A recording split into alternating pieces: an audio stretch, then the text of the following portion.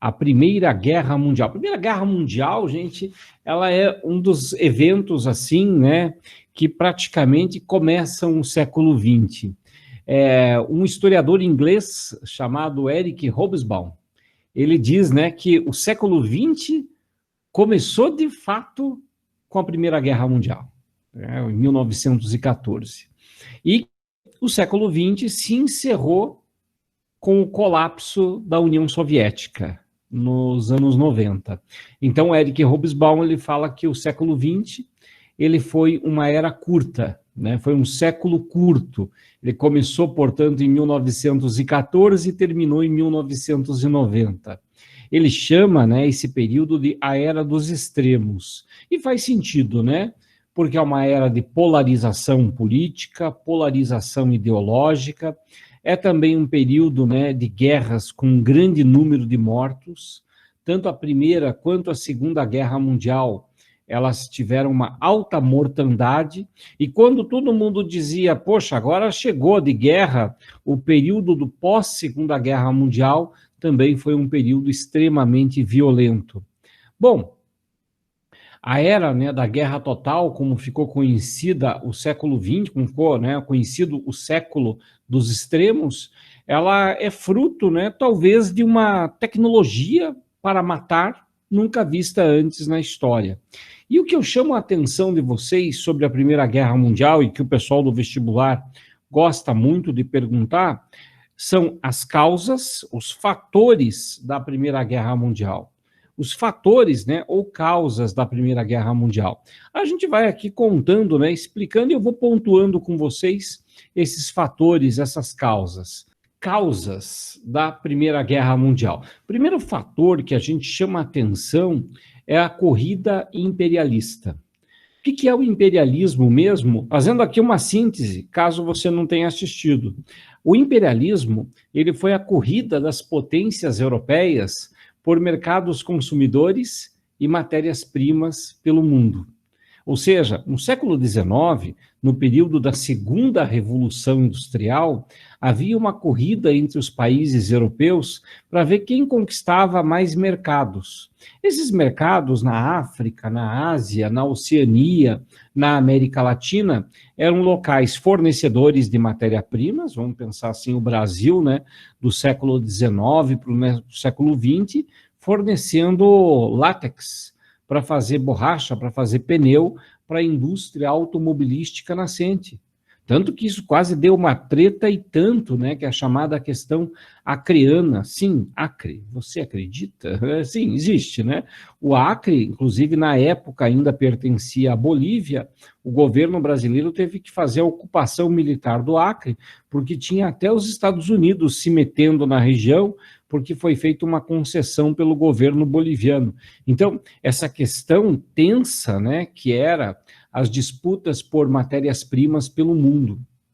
E o interessante é que essa disputa de matéria-prima vinha junto com a disputa por mercados consumidores de produtos industrializados e também áreas para investimento de excedentes de capitais. Quando se fala, portanto, né, dessas disputas imperialistas, é o primeiro fator. Pode aparecer para vocês também como disputas coloniais, né, a mesma coisa, disputa por mercados. Um segundo fator que levou à eclosão da Primeira Guerra Mundial, e agora a gente sai da questão econômica e vai para a questão política, foi a política de alianças e o fim do concerto europeu. O que é esse concerto europeu? Até 1880, havia um arranjo, um acordo entre os países europeus. Esse arranjo era chamado de Concerto Europeu, também conhecido como Paz Bismarckiana, ou seja, de Bismarck, né? Otto von Bismarck, que foi justamente o chanceler da Prússia e foi o artífice da unificação da Alemanha.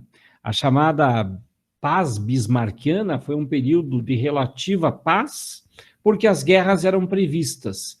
Foram guerras rápidas, guerras com objetivos muito específicos e que, portanto, não eram guerras que não tinham assim como objetivo aniquilar o inimigo, apenas vencer o adversário, pegar aquilo que se propunha desde o início e voltar para casa. Então, para alguém que foi para a Primeira Guerra Mundial, essa pessoa já tinha visto outras guerras, guerras pontuais, mas essas outras guerras eram guerras de 3 meses, 4 meses. Então, quando a guerra tinha um fim bem objetivo, que a gente chama em diplomacia de realpolitik, né, em relações internacionais, realpolitik, política real, política pragmática, eram guerras curtas. A guerra de unificação da Alemanha, por exemplo, foi uma guerra contra a Dinamarca, a guerra dos dois ducados, foi outra guerra contra a Áustria e a guerra contra a França. Foram guerras rápidas, que era aquela lógica da Blitzkrieg, da Guerra Relâmpago, que mais tarde a Alemanha tentou recuperar na Primeira e na Segunda Guerra Mundial e não conseguiram, né? Mas era mais ou menos essa lógica do século XIX de guerras rápidas com objetivos bem práticos. Com a morte do Bismarck e a falência do modelo de concerto europeu, começa uma era de desconfiança na política internacional. E aí, o que um país que desconfia do seu vizinho faz? Ele faz uma aliança com um outro. Mas aí ele faz uma aliança e o outro diz, mas eu quero que a nossa aliança seja uma aliança secreta. Como assim? Uma aliança secreta? Por que você vai fazer uma aliança secreta comigo? Como é que eu vou saber que a aliança secreta que você fez comigo, você também não fez com o meu inimigo? Então, esse clima de incerteza, esse clima de dúvida, é que permeou a política internacional do século XIX e levou, portanto, à eclosão de uma série de conflitos que leva à Primeira Guerra Mundial. Então, política de alianças e falência do modelo do concerto europeu. Você que está anotando aí, eu acho muito interessante quando a pessoa aprende, né, a fazer esquemas, sem estar copiando um esquema de outra pessoa. Eu colocaria assim, né, fatores da Primeira Guerra Mundial.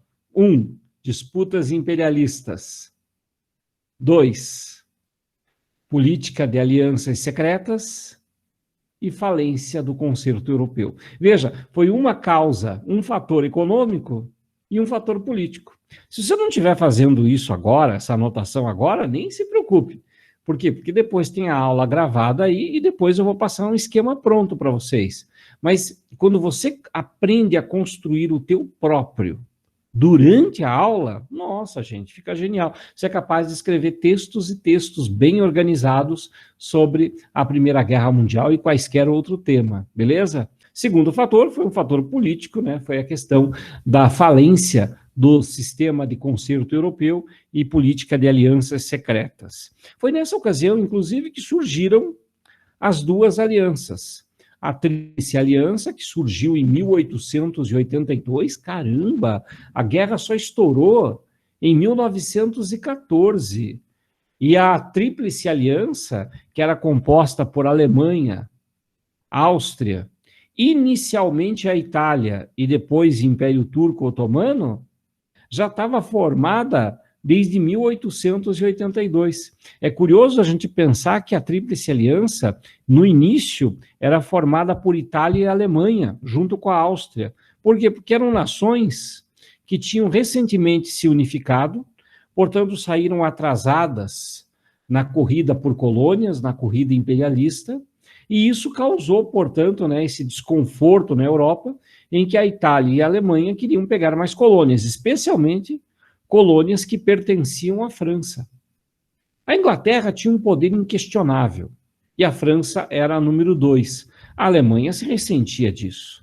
Dizia que a Alemanha precisava de muito mais espaço para crescer e que a França e a Inglaterra não permitiam. Mais tarde, na época do nazismo, essa tese de um espaço mínimo de sobrevivência para os alemães vai ficar conhecido como a tese do espaço vital. Né, a ideia de que havia um espaço mínimo para a sobrevivência desse organismo chamado Alemanha. Seguindo adiante, pessoal. Fatores culturais. Você sabe que a questão cultural, como as pessoas são, como as pessoas pensam, também é objeto do estudo da história. E é nesse aspecto da cultura que entra as propagandas ultranacionalistas e revanchistas que aconteciam na Europa do século XIX para o século XX. Discursos inflamados, nacionalismo extremado. Lembrando, né, que essa Europa do início do século XX é uma Europa que estava armada com os ensinamentos da cultura nacionalista. A França aprendeu, né, a ensinar aos seus cidadãos a história francesa. Os alemães faziam a mesma coisa, os italianos, o Brasil fazia também com os brasileiros. Até comentei com vocês em aulas anteriores, né, como que no segundo reinado se constitui uma identidade nacional brasileira. Na aula sobre unificações, eu retomei esse tema do nacionalismo, mostrando que houve a criação de institutos históricos geográficos para reforçar essa identidade nacional. Então, era uma coisa que os cidadãos do século XIX tinham pronto, né? Um nacionalismo exagerado. Nós nem tanto, né? Nós nem tanto. Nós não somos assim tão ultranacionalistas. A gente tem um nacionalismo, tem uma identidade, mas é um nacionalismo mais crítico. Ou seja, a gente consegue deixar muito nítido, muito separado, espero que consigamos deixar muito nítido e separado na nossa cabeça, o que é o Estado Nacional brasileiro e o que é o governo brasileiro. O governo é uma coisa passageira, enquanto que o Estado não. O Estado tem a ver com essa estrutura que permanece. E o que é a nossa relação de amor e pertencimento com o Brasil é separado de uma coisa de obediência cega a um governo. Então, são coisas distintas. Parece-me que no século XIX houve uma política de perseguição a toda e qualquer pessoa que tivesse um nacionalismo crítico, alegando que a pessoa não era patriota, que era um traidor e coisas do gênero. Então, havia, né, no século XIX para o século XX, esse nacionalismo extremado que está dentro, né, da questão cultural, de como as pessoas pensavam a nação naquela época. Então, esses são os fatores. Professor, você não falou do assassinato do arquiduque Francisco Ferdinando, que é o estopim da Primeira Guerra Mundial. Sim, conforme eu disse, estopim não é causa, não é fator. Fatores? Disputas imperialistas, política de alianças secretas. Outro fator, o fator do discurso nacionalista extremado, são fatores. A questão do assassinato do arquiduque, ela é muito mais a ver fruto do próprio nacionalismo extremado. Vamos entender o que aconteceu para ocorrer o assassinato do arquiduque. Na Península Balcânica, onde está a Grécia, um pedaço da Áustria e tal, né, onde tem ali, né, esses países, o Império Austro-Húngaro tinha muita influência na Península Balcânica. E a Península Balcânica é um cadinho, uma mistura de povos. Temos ali, né, sérvios, croatas, voivódinos, kosovares, povos que ao longo da história antiga, da história medieval, foram se misturando e cada um tem um idioma, uma religião, tiveram lados opostos. Quando o Império Turco Otomano invadiu, um lado apoiou os turcos, outro lado foi contra. Então, são povos que possuem uma história, né, muito próxima ali, mas que tem uma identidade muito própria, cada um. E até hoje, né, eles estão tensos. Inclusive, eu estava recentemente assistindo os noticiários, alguma coisa diferente de Covid, que eu não aguento mais. Estava lá assistindo a questão geopolítica na Europa, e tem, né, inclusive, uma tentativa de negociação envolvendo o Kosovo com a Sérvia, para que um, né, reconheça a existência do outro. Ou seja, estamos em 2020 e ainda não resolveram a criação de todos os países na Península Balcânica. E essa tensão era muito evidente, né, no século XIX para o século XX, que a gente chama de questão balcânica e irredentismo. O irredentismo, ele é uma forma de você pensar o nacionalismo Assim, esse território é meu. Aí aquele povo que mora diz, não, eu não pertenço a você, eu quero fazer parte de uma outra nação, porque a minha cultura está lá. Então, os territórios irridentos eram aqueles territórios que pertenciam, por exemplo, à Áustria, mas que a população se sentia pertencente à Sérvia, que era dos reinos, dos lugares ali da Península Balcânica, um dos principais. Inclusive a Sérvia, ela tinha um projeto, né? Projeto de se criar a Grande Sérvia, o grande nacionalismo sérvio. E os sérvios começam a mobilizar, inclusive ativistas barra terroristas, para atuar, para desestabilizar o governo austro-húngaro, que domina vários territórios. E um desses territórios, a Bósnia e Herzegovina, era um território de população sérvia, população eslava, né, da mesma origem dos sérvios, mas que estava sob domínio da Áustria, que era um povo germânico. Está feita a besteira. Os austríacos haviam anexado a Sérvia, mas a população sérvia era estimulada a se rebelar contra a presença austríaca. E foi nessa ocasião que, por conta do aniversário do imperador austro-húngaro, o sobrinho dele, Francisco Ferdinand, foi até a Sérvia, ou melhor, foi até a Bósnia, território ocupado pelos germânicos, pelos austríacos, e foi lá fazer um desfile comemorativo em homenagem ao imperador austro-húngaro, em carro conversível. Quer dizer, você vai no território que não gostam de você, porque você é germânico, e vai fazer um desfile em carro conversível no meio da multidão. Faltou só pintar um alvo no peito. Da onde que esse herdeiro do trono teve essa ideia de jirico? Foi uma tentativa, né, do Império Austro-Húngaro de mostrar o herdeiro e torná-lo mais simpático para a população sérvia. Dizer, olha, vocês são súditos do imperador austro-húngaro. Mas se acha mesmo, né? Meu Deus do céu, se acha. E olha, ainda que os pistoleiros foram incompetentes, porque se fosse para ser um troço meio a sério mesmo, tinham matado mais rápido ainda. O assassinato do arquiduque foi curioso. Estava lá o arquiduque, passeando em carro aberto, acompanhado da esposa dele, quando então veio um nacionalista sérvio com uma bomba e jogou perto do carro e errou. Aí o carro acelerou.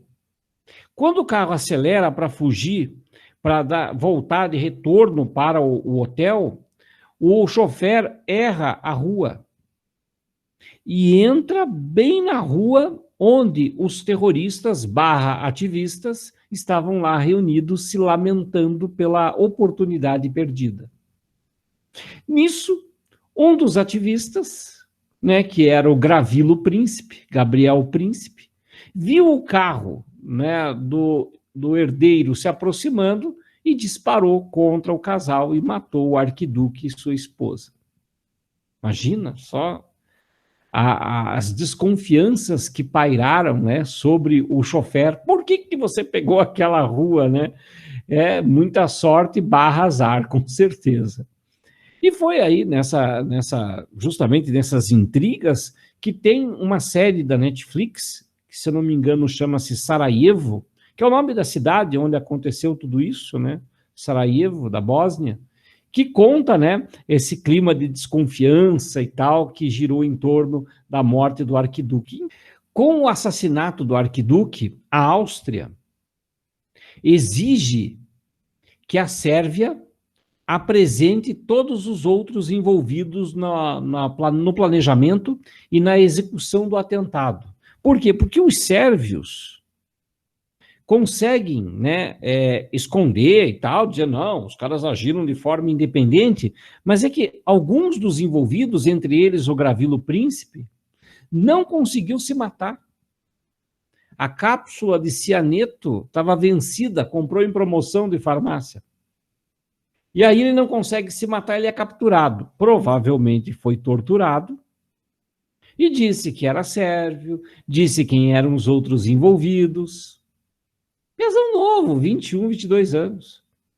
Aí a Áustria tem por que dizer, eu quero esses. O cara que a gente prendeu aqui falou que esses caras estão envolvidos, pode mandar eles para cá. Você acha que a Sérvia ia pegar os seus nacionais e mandar para a Áustria, dizendo sim, são eles envolvidos? Não. Extraditar. Uma coisa é você ter um cidadão teu que cometeu um crime no outro país e ele for capturado, julgado e foi condenado. Ele vai ser condenado pelas leis do outro país. Agora, um país recebeu um ultimato dizendo: me entreguem esse tal de capivara. O Brasil não extradita seus nacionais. E claro que a Sérvia também não ia extraditar.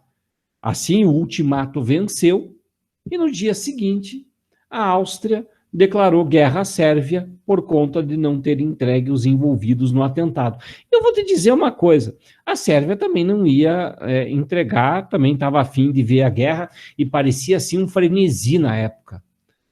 As pessoas sentiam que tinham a expectativa de uma guerra e falavam que venha logo, vamos fazer essa guerra logo.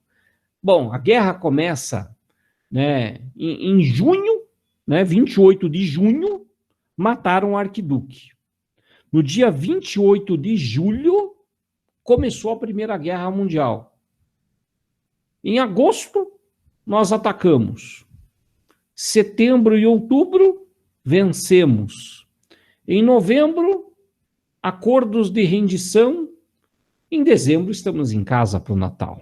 Todo mundo pensou assim, que seria uma guerra rápida, que nem as guerras que marcaram a história do século XIX. Só que tem o seguinte, gente. Esqueceram que nesse intervalo entre as guerras do século XIX e a Primeira Guerra Mundial, houve um desenvolvimento tecnológico da guerra, da produção militar, dos artefatos de guerra, incrível. A cavalaria deixou praticamente de ser uma arma de guerra. A cavalaria era a arma de guerra por excelência. Cavalo branco, farda branca, penacho colorido. Com o aperfeiçoamento dos bombardeios com canhões de longa distância, a cavalaria não era mais páreo para a artilharia, não. Com a locomoção por ferrovias, não tinha cavalaria que desse conta de alcançar tropas a bordo de trens. Gente, e a metralhadora, então? O que uma infantaria avançando em bloco poderia fazer contra umas metralhadoras, os ninhos de metralhadora, varrendo o terreno? Não tinha condições. Por isso que a Primeira Guerra Mundial matou tanta gente. Aliás, proporcionalmente, percentualmente falando, podemos dizer que a Primeira Guerra Mundial matou muito mais que a Segunda. Por quê, professor? Bom, em números absolutos, a Segunda Guerra Mundial matou muito mais. Mas veja só, a Segunda Guerra Mundial teve 2 bombas atômicas, teve grandes aeronaves de bombardeio aéreo, teve 6 anos de confronto, 39 a 45, e ela, de fato, aconteceu no mundo todo. Teve confrontos pelo mundo todo, em todos os mares. A Primeira Guerra Mundial, pessoal, ela ficou restrita ao continente europeu, não tinha aeronaves de grande porte, eram mais duelos aéreos, lá, a história do Barão Vermelho, aquela coisa toda, e durou 4 anos, durou bem menos. Então, percentualmente, proporcionalmente, a Primeira Guerra Mundial matou muito mais. Assustador. Tanto que ela é chamada de a Grande Guerra, até porque não dá para chamar de primeira, porque eles não sabiam que ia ter uma segunda, né? Assim, aquela empolgação das pessoas, né, para ir para a guerra, vamos à guerra, vamos vencê-los e tal. E é interessante a produção intelectual que surgiu dessa Primeira Guerra Mundial, porque não levou muito tempo. as pessoas se ligaram que a guerra não era um passeio, não. Que não iam estar em dezembro para o Natal em casa tão rápido. Gente, a guerra dura 4 anos. Logo, começa um clima de frustração, começam a produzir contos, a escrever livros, fazer desenhos sobre uma guerra que não era nada do que era esperado. Tem algumas produções bem legais, assim, sobre a Primeira Guerra Mundial, que, é claro, depois que você estiver na universidade, você faz lá, né, uma seleção de obras e vai à luta, né, vai ler, vai assistir essa produção. Tem um filme, né, que é inspirado em livro também, né, que chama-se Adeus às Armas.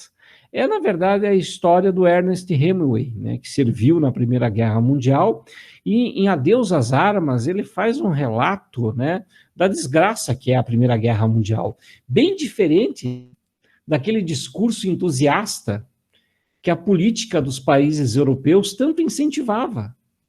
Você vai, você vai, você vai, você vai. E todo mundo, não, eu vou pelo meu país. Que nada, em Adeus às Armas, o Ernest Hemingway está dizendo, ó, é uma desgraça. Outro baita livro que virou filme também, Nada de Novo no Fronte. Nesse, aqui vai um aviso de spoiler.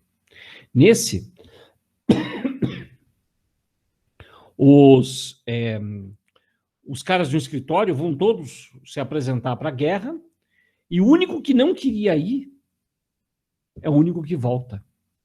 E aí todo mundo, né, ele volta, né, para um período de recesso, e as pessoas dizem, pô, temos que fazer, e ele percebe quanto a população é descolada da realidade do confronto, é descolada da realidade da guerra.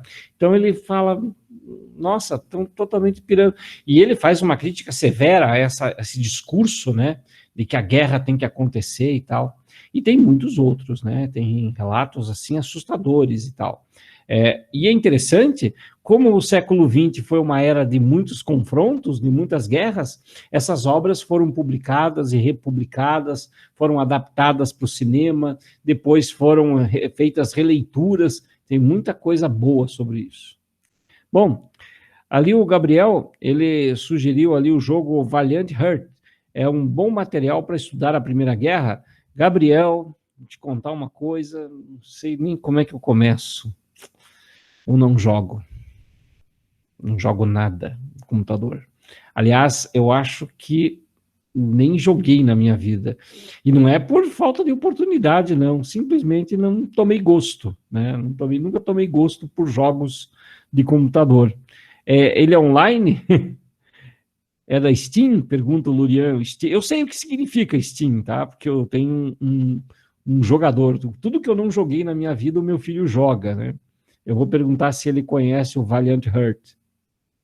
Acho que tem na Steam, não tenho certeza. Bom, eu vou perguntar lá para o meu filho, para o Capivarinha, para ver se ele conhece. A Ana está dizendo que é da Ubisoft e tem para celular também. Ah, o Assassin's Creed conheço. Eu vi o filme. Eu sei que esquisito, mas enfim, né? Eu sei que outros professores, né, até mais velhos que eu, jogam, mas eu nunca peguei o costume. Deve ser algum trauma. O filme é porcaria. Eu gostei. Eu achei bonitão, o Homem de Ferro. Bom, Homem de Ferro não, né? O Magneto, mais louco que o Batman. Bom, é o seguinte, quando a gente fala, portanto, né, dessa produção intelectual, tem muito desenho, tem muito diário, tem muito livro de romance, que os combatentes foram escrevendo diante dos horrores da guerra. Então ficou uma produção assim bem legal. E é contrastante, né? Você vê essa produção intelectual de quem estava na guerra, das propagandas de governo incentivando as pessoas a ir para a guerra, né? A se vingar da França, a se vingar da Alemanha, insuflando a população ao revanchismo, ao ódio contra uma outra nação. Então, é bem impactante, assim, né, esse contraste que existe entre a produção de quem era soldado e a produção oficial do governo, né, sobre incentivo para as pessoas irem para a guerra. Seguindo adiante, Então, esse nacionalismo extremado, né, que houve na Europa toda, acabou mobilizando muita gente aí com confronto. E é isso que vai causar, né, a Primeira Guerra Mundial. Por isso que o estopim é famoso, porque quando a Áustria declara guerra à Sérvia por conta do assassinato do arquiduque, a Rússia se dói pela Sérvia. Por quê? Porque a Rússia era inimiga da Áustria. Aí a Áustria recebe o apoio alemão. Por quê? Porque a Rússia é inimiga da Alemanha. Aí a França, que era aliada da Rússia, faz a declaração de guerra contra os alemães. E a Inglaterra, que era aliada da França, vai junto. Vai caindo todo mundo no confronto. Todo mundo vai atacando todo mundo. Essa fase da guerra, ela é chamada de guerra de movimentos. Havia realmente deslocamento de tropas, avanços, recuos, batalhas que se venciam, batalhas que se perdiam, mas tinha movimento. Essa situação da guerra de movimento, ela dura até 1916 só. Porque depois disso, a guerra para. A guerra fica imóvel. Como havia muita tecnologia de destruição em massa, né, de destruição em série, as tropas que tentavam avançar eram rechaçadas. Então, a única coisa que se fazia era dar uma trégua, né, para você recolher os mortos da terra de ninguém e cada um voltava para o seu buraco, iniciando uma segunda fase da Primeira Guerra Mundial, conhecida como Guerra de Trincheiras. Na Guerra de Trincheiras, como o próprio nome já diz, foi uma guerra parada, todos os soldados dentro dos buracos aguardando alguma coisa que o inimigo atacasse, mas ninguém se movia, né? Havia trincheiras na fronteira da França com a Alemanha e da Alemanha com a Rússia. Foi uma guerra parada, que foi a marca da Primeira Guerra Mundial. Dentre as manobras e principais batalhas da Primeira Guerra Mundial, uma da fase de movimentos merece um certo destaque. Foi o avanço alemão atravessando o território belga para atacar a França. A Alemanha elaborou um plano chamado Plano von Schlieffen. Curioso desse plano, gente, é que esse plano estava totalmente formal desde 1890. Inclusive o nome, né, Plano von Schlieffen, era o nome do general que idealizou o plano. Quando o plano foi colocado em prática, o general já tinha morrido. Mas bem coisa dos alemães, né? Projetar, com muita antecedência o que eles vão fazer, com todos os detalhes. E a Alemanha, quando chega a hora, coloca o plano em movimento, que consistia em atacar o território francês usando o território da Bélgica. E a Bélgica, ela oferece uma resistência à invasão alemã, atrasando a invasão, diferente do que aconteceu na Segunda Guerra Mundial, né? Porque na Segunda Guerra Mundial, a Alemanha atacou diretamente a França, atravessando a floresta das Ardenas e tomando Paris. Na Primeira Guerra Mundial, os belgas ofereceram resistência e depois os franceses conseguiram, né, oferecer uma certa resistência à invasão dos alemães, o que fez com que a guerra parasse. Durante a fase de trincheiras, uma guerra imóvel. Qualquer tentativa de combate era coisa de 1 milhão de mortos, 1 milhão de vítimas, né, civis e militares que eram envolvidos nesses combates sangrentos. Na guerra de trincheiras, teve um episódio que é o Natal de 1917. Foi curioso, até muita gente acha que é zoeira da parte de professor de cursinho, ficar inventando história e tal, para tornar a coisa divertida. Não é, é real. Um soldado que era francês, né, e um soldado austríaco começam a trocar uma ideia entre eles na terra de ninguém, entre as trincheiras. Em outros pontos das trincheiras foram relatados casos parecidos. Um soldado alemão que procurou um oficial inglês dizendo, olha, eu estudava na Inglaterra até estourar a Primeira Guerra Mundial, minha namorada ficou lá, não consigo mandar carta para ela, porque do lado inimigo. Será que o senhor se incomoda de levar essa carta, né, para ela? E o oficial britânico teria concordado, né, de mandar a carta através da correspondência dele para a Inglaterra. Então, vários relatos de aproximação entre rivais ocorreram ao longo da trincheira. Mas o episódio mais marcante foi quando alemães e ingleses se confraternizaram no fronte e chegaram a jogar um futebol na véspera de Natal de 1917. Com o conhecimento dos oficiais, que também se confraternizaram naquele Natal, soldados de ambos os lados das trincheiras resolveram bater um futebolzinho ali na trincheira e depois nada de querer voltar para a guerra. Mesmo quando os oficiais ordenaram o retorno para as trincheiras, os soldados voltaram, mas não atiravam nos inimigos. E até avisavam, ó, hoje o oficial vai mandar atirar contra vocês, não dê bobeira, que a gente vai ser obrigado a mirar e atirar.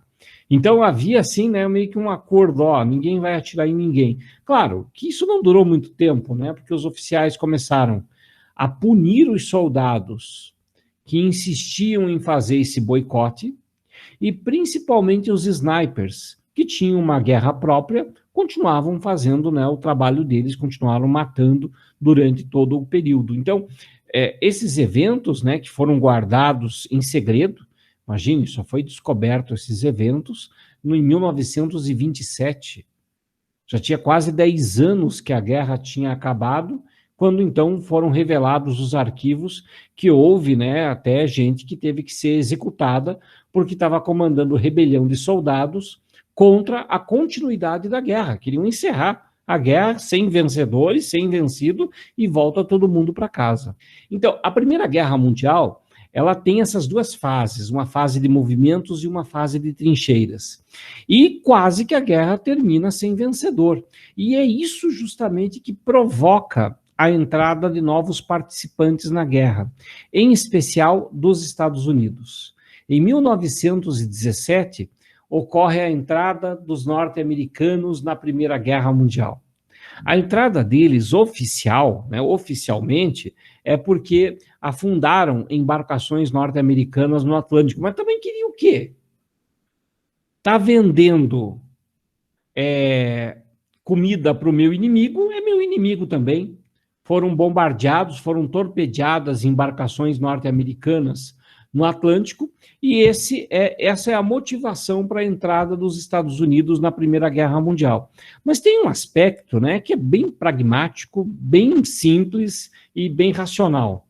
Se a Inglaterra e a França perdessem a guerra, quem é que ia pagar a conta para os banqueiros norte-americanos? Porque a Primeira Guerra Mundial ela foi um negócio, né? Os Estados Unidos, eles exportaram armas e comida para a Inglaterra e para a França. Se a Inglaterra e a França perder, quem é que paga a conta? Ou seja, mesmo que ficassem endividados, ia demorar muito mais tempo para pagar a conta. Então, os Estados Unidos entram na Primeira Guerra Mundial também motivados por essa questão geopolítica. Quem é que vai pagar a conta da guerra? E um outro fator, que é um boato, hein? É um boato de que o México entraria na guerra contra os Estados Unidos. Você sabe que quem tem medo, né? Os Estados Unidos que pegaram tantos territórios mexicanos, os mexicanos pensariam, poxa, vamos entrar na guerra ao lado da Alemanha contra os Estados Unidos e a gente recupera os territórios perdidos. Foi só um boato.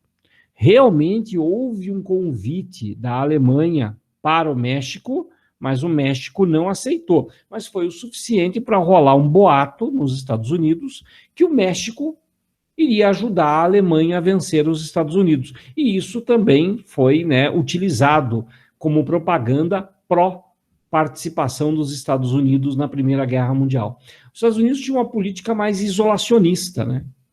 Herdada do século XIX, a América para os americanos, então a Europa não tem nada a ver com a gente. Mas com o torpedeamento das embarcações, com o endividamento da França e da Inglaterra, os americanos mobilizam suas tropas, que já atuavam na América Latina, eles começam agora a projetar força para atacar os inimigos da França e da Inglaterra. E os Estados Unidos entram na Tríplice Entente e fazem parte, portanto, da Aliança para a Vitória. Em 1917 teve um outro evento, que foi a saída da Rússia. A Rússia, ela sai do conflito em outubro de 1917 por conta da Revolução Bolchevique. Isso, né, cria também um certo pânico do lado ocidental, do lado dos aliados, porque algo novo havia acontecido na Rússia. A população se enche do governo czarista e toma o poder sob o comando dos bolcheviques. Claro que a Revolução Russa é uma aula à parte, mas explica por que a Rússia saiu também da Tríplice Entente. E aí nós temos, né, em 1918, as batalhas finais da Primeira Guerra Mundial, e em 1919 é assinado o tratado que encerra a Primeira Guerra Mundial com a Alemanha, que é o Tratado de Versalhes. Houve diversos tratados do final da guerra. Cada nação vencida fazia um tratado de rendição com os vencedores. Então, o Tratado de Versalhes é o tratado de rendição da Alemanha para os aliados. E aí tem um detalhe, né, que aparece muito na produção cultural, apareceu lá no filme, inclusive, da Mulher Maravilha, de que a Alemanha, ela não foi derrotada na Primeira Guerra Mundial, ela não chegou a ser vencida, não. A Alemanha, os militares alemães alegavam que eles não tinham se rendido, que foram os políticos da Alemanha que fizeram um acordo de rendição para os aliados, sendo que a Alemanha tinha condições de vencer, criando, né, um mito de que a Alemanha teria sido traída pelos políticos e que vai ser, digamos assim, uma semente bem poderosa que vai germinar e vai dar origem ao nazismo no pós-Primeira Guerra Mundial. Isso é muito interessante, né? Porque quando aconteceu o encerramento da Primeira Guerra Mundial, a rendição alemã, os militares achavam que poderiam continuar e vencer a guerra. Então, eles olharam a política como uma política traidora. Isso vai alimentar, inclusive, muitos oficiais do exército alemão e muitos praças, como é o caso, né, do cabo Adolf Hitler, que nessa ocasião já estava trabalhando num jornal de guerra em Berlim, a fazer parte e compor, que é o Partido Nazista. A sigla oficial ficou Partido Nacional Socialista dos Trabalhadores Alemães, o Partido Nazista, que usava como bandeira, uma bandeira vermelha, branca e preta, em alusão ao Império Alemão. Essa bandeira que a Alemanha tem hoje, listrada, é a bandeira da República Alemã. A bandeira do Império era preta, branca e vermelha. Então, a bandeira do nazismo, ela pega as mesmas cores do Império Alemão, que tinha sido derrotado na Primeira Guerra Mundial. É claro, né? Mais assuntos sobre nazismo, deixemos para a aula do período entre guerras, para os regimes totalitários. Bom, vamos seguir adiante, vamos para a reta final da Primeira Guerra Mundial, vamos, né, ao tratado do pós-Primeira Guerra Mundial. Gente, o Tratado de Versalhes, né, como eu disse, ele não foi o único tratado de rendição, ele é o tratado de rendição da Alemanha para os vencedores. E o tratado, ele tinha cláusulas absurdas. Estava muito claro nas regras do tratado que o que levaria a uma Segunda Guerra Mundial seria a vingança alemã. Estava tudo muito nítido ali. O primeiro aspecto que a gente olha no Tratado de Versalhes é que a Alemanha se considerava a única culpada pela Primeira Guerra Mundial. Ora, gente, quando um não quer, dois não brigam, a menos que um queira muito, mas mesmo assim, né? Gente, teve matança dos dois lados.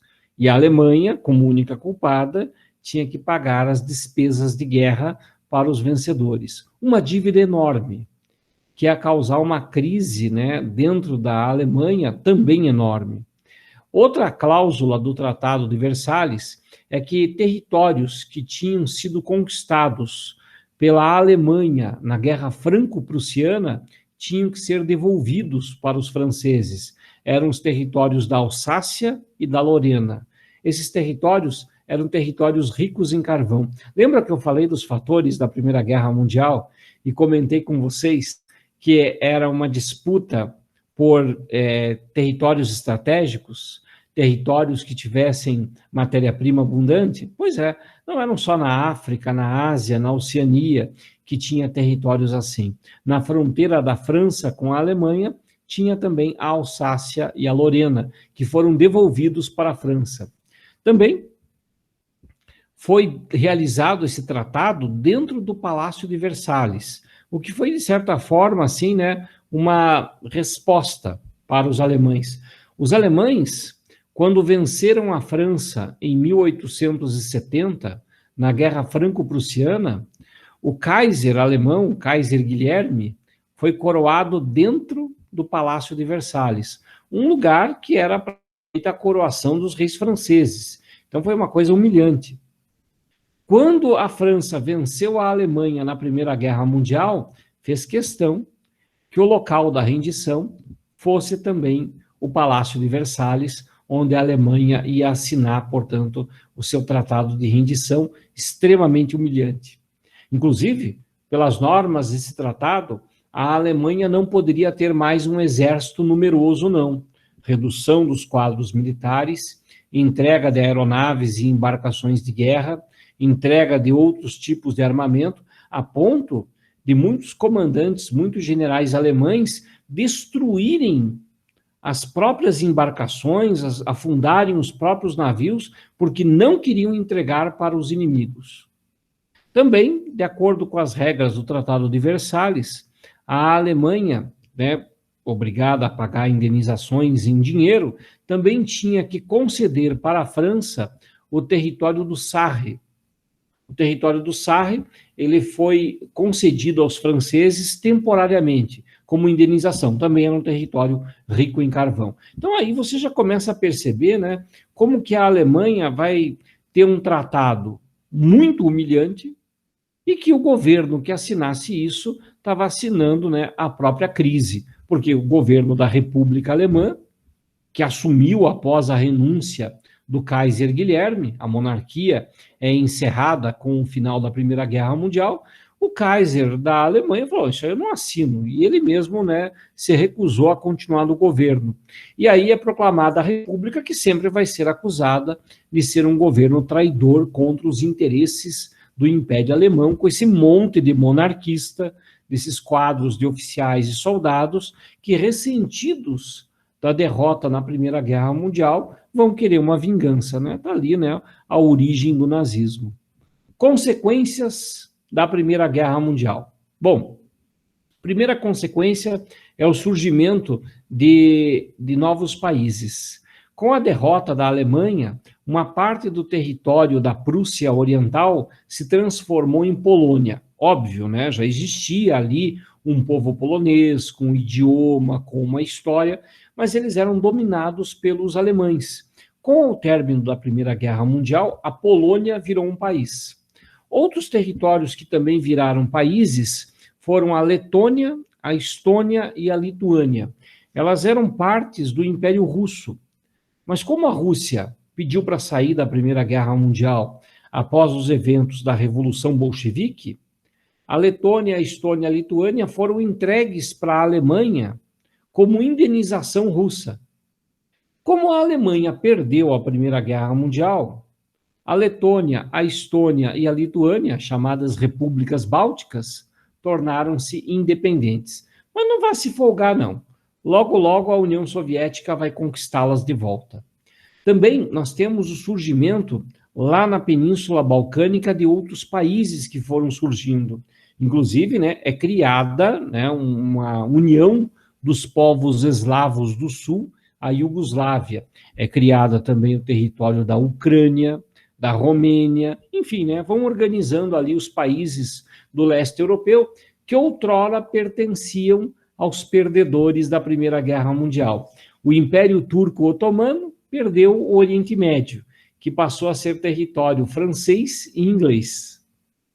A Alemanha perdeu territórios do leste europeu, onde virou a Polônia, por exemplo. o povo austríaco perdeu a Península Balcânica, onde surgiu a Iugoslávia. Então você vai percebendo, né, que os territórios dos perdedores foram dando origem a colônias, protetorados e até a países independentes após a Primeira Guerra Mundial. Outra consequência da Primeira Guerra Mundial foi a ascensão econômica dos Estados Unidos, que se torna a grande potência mundial. Só que tem um detalhe: os norte-americanos não sabiam disso. Eles não sabiam que já eram a maior potência econômica do mundo. Por que eles não sabiam disso? Porque não tinha todos esses cálculos que nós temos hoje para calcular a economia, né? A econometria, que calcula PIB. Só para você ter uma ideia, os cálculos do PIB, por exemplo, eles são dos anos 40. Então, em 1918, 19, 20, a economia americana já era poderosa, mas os americanos não tinham consciência de toda essa grandeza econômica que eles já detinham. Mas é uma consequência, sem dúvida. Após a Primeira Guerra Mundial também é criada a Liga das Nações. Não é a ONU. A ONU ela é criada no pós-Segunda Guerra Mundial. A criação da Liga das Nações após a Primeira Guerra Mundial, ou Sociedade das Nações, visava tentar recriar o Concerto Europeu de Nações, né, chamando diversas nações para revelar seus interesses e tentar chegar a um acordo antes de levar uma nova guerra. Obviamente, né, porque teve uma Segunda Guerra Mundial, a Sociedade das Nações não deu certo. Inclusive o Brasil, ele foi sócio fundador da Liga das Nações, porque o Brasil participou da Primeira Guerra Mundial. Não teve uma participação muito expressiva, não.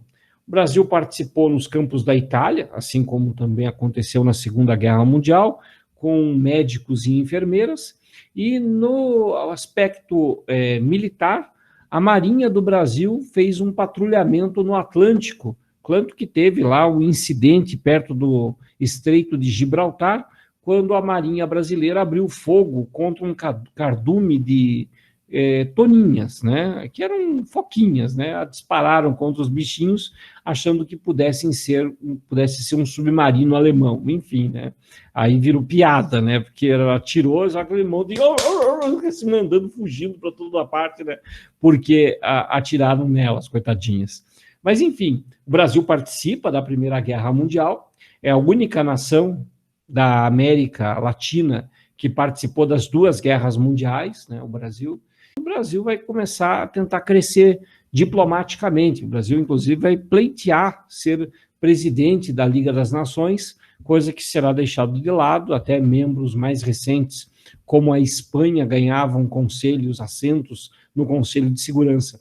Isso é curioso, né? Porque até hoje o Brasil pleiteia uma vaga no Conselho de Segurança das Nações Unidas, no Conselho Permanente de Segurança, mas não consegue, né? Por quê? A questão geopolítica do mundo, né? E por que o Brasil teria o direito? Bom, oitava economia do mundo, não tem nenhum representante latino-americano no Conselho de Segurança da ONU, então o Brasil pleiteia isso há muito tempo, é uma coisa que vem desde a época da ditadura civil-militar, né? E todos os presidentes nesse intervalo, Lula, Dilma, Fernando Henrique Cardoso, Collor, todos tentaram, né, esse espaço dentro do Conselho de Segurança, mas nunca deram brecha para a gente, não. Beleza? Seguindo, vamos ver se tem mais alguma coisa. É isso aí. Bom, vamos lá.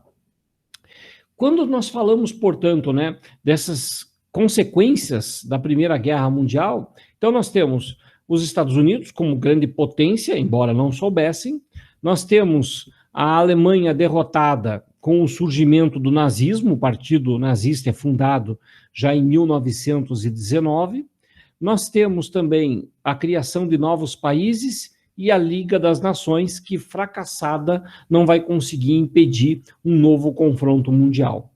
Isso abre o caminho para o período entre guerras, onde nós temos os seguintes assuntos: os regimes totalitários, né, o nazifascismo, que vai surgir após a Primeira Guerra Mundial, não só o nazifascismo, mas em especial esses regimes.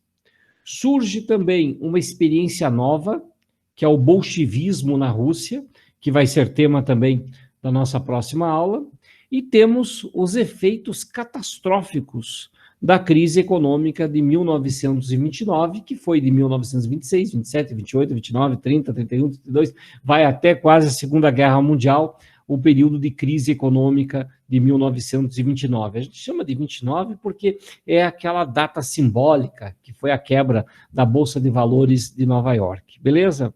Gente, é isso, né? Muito obrigado pela atenção de todos, nos acompanharam aí até o final dessa aula. A todos, né? Um grande abraço para vocês, até a próxima. Falou, até. Valeu, gente. Até.